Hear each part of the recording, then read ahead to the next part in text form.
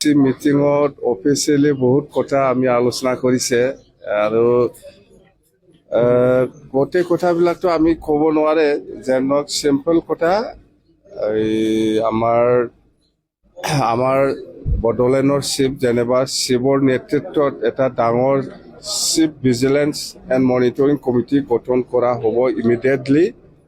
গোটেই আমাৰ x M L এ BPF দলৰ এক্স এম এল এ আৰু এক্স EM এক্স MCLA সকলক মানে ৱাৰ্কছ ডিপাৰ্টমেণ্ট তাৰমানে গোটেই যিখিনি BTCত চলি আছে ইয়াৰ ওপৰত চালি জাৰি চাবৰ কাৰণে কেনেকুৱা হৈছে অফিচবিলাক টাইমলি কিবা হৈছে না নাই মুঠতে গোটেই যেনিবা বহুত কমপ্লেইন পাই আহিছোঁ আমি যেনিবা কোনোবা ডিষ্ট্ৰিক্ট অফিচত অফিচাৰসকলে সময়মতে নাহে বা কোনোবা ডিপাৰ্টমেণ্টত কাম কৰাটো অৱহেলা হৈছে বা কোনোবা ঘোচ খাইছে এইবিলাক বহুত আমি 4-5টা ডিষ্ট্ৰিক্টত ঘূৰি পেলাই মই কিছুমান কথা গম পাই আহিছোঁ। সেইকাৰণে এই চিফ ভিজিলেন্স এণ্ড মনিটৰিং কমিটিটো খুব প্ৰয়োজন আছে। এইটো চিফৰ ডিছক্ৰিপশ্যনাৰীত থাকিব এক্স MLA এক্স EM আৰু x MCLA।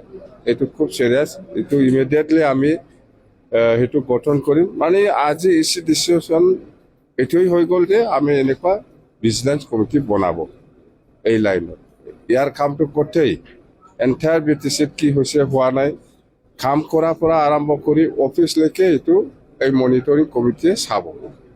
PWD office timely আহিছে না নাই বা DRD অফিচ ইয়াত অফিচিয়েলসকলে টাইমলি আহিছে না নাই এইবিলাক চাবৰ কাৰণে আৰু ৰডছ বা বিল্ডিং এইবিলাক কাম কেনেকৈ হৈছে হোৱা নাই আৰু কি প্ৰয়োজন আছে এইবিলাক আমাৰ ভিজিলেন্স কমিটিয়ে অলপ মনিটৰ কৰি পেলাই আমাক জনাব আৰু সেইখিনি কথা সেইটোৱে খুব।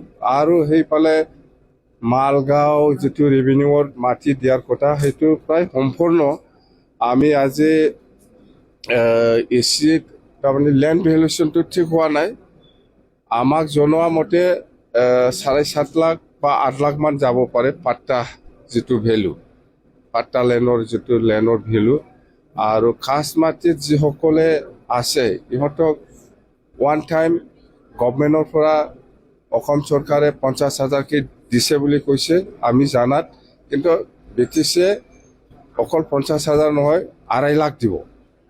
সদায় ওপৰত থাকিব লাগে, আমি তলত নামা নাই আমি আমি ষ্টেটে 50,000 দিয়ে বোলে আমি 2.5 লাখ দিম বুলি কৈছে বাছ। আৰু মই যোৱাকালি কৈছে কোনোবা যদি কণ্ট্ৰেক্টাৰসকল আছে বাকীত কাম কৰা মানুহ আহিব পাৰে মই দি দিম।